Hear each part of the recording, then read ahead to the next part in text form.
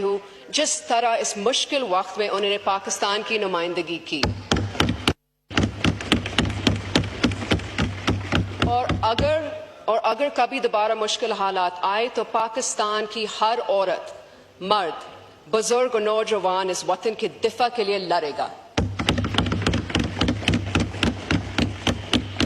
Today I speak as a voice for those whose voices are often left out of spreadsheets, graphs and budget documents. For the labourer who returns home with empty hands, for the mother deciding between buying milk and medicine, and for the student walking miles because their local school was never built, and for the flood-affected families still waiting for rehabilitation and justice.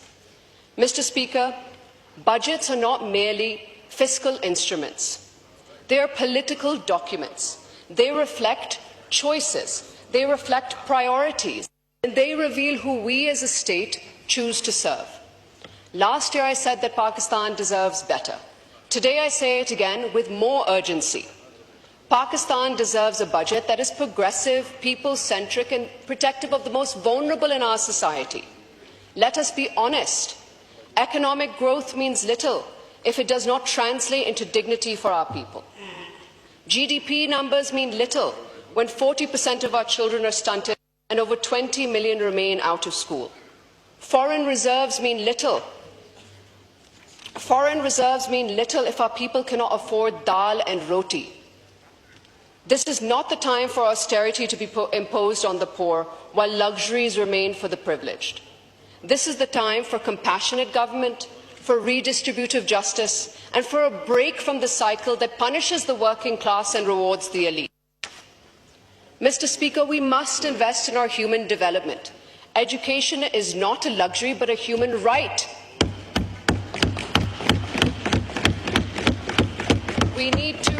We need to increase allocation for education, not as a formality but as a national emergency. The same goes for health. Health and education need to be more than just footnotes in this federal budget. If COVID-19 taught us anything, it is that the underfunded healthcare systems break first and bleed the longest. It is a shame that in 2025, Mr. Speaker, over 56 million Pakistanis still live without electricity. And instead of encouraging solar energy, the government in its short-sightedness has imposed tax on solar panels.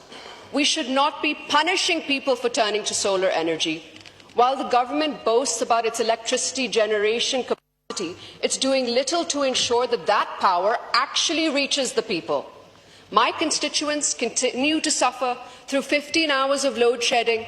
Think of the labourer, the teacher, the student, the daily wage earner, enduring this sweltering heat, unable to study, unable to work with dignity. And now with these outrageous taxes on solar, they are being denied even the chance to find relief through clean, alternative and affordable energy. We in the Pakistan People's Party are proud that it was our leadership that launched the Benazir Income Support Programme.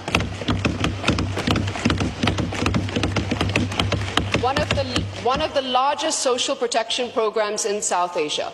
And we welcome the government's 21% increase in its allocation in this year's budget.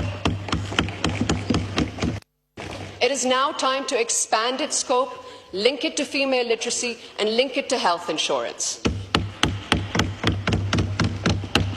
And let me say this with conviction. Women are not a sector of the economy. We are half the population.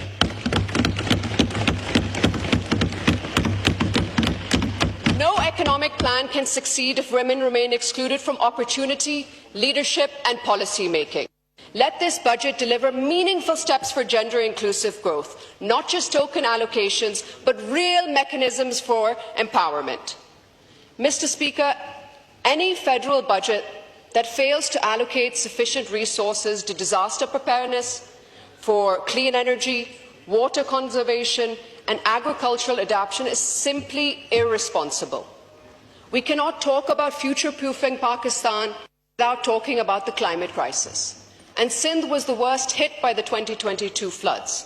And we are still waiting for our fair share of climate financing, disaster recovery and resilience building. We in the Pakistan People's Party under the leadership of Chairman Bilawal Bhutto Zardari, are proud that we have made 2.1 million flood-resistant houses.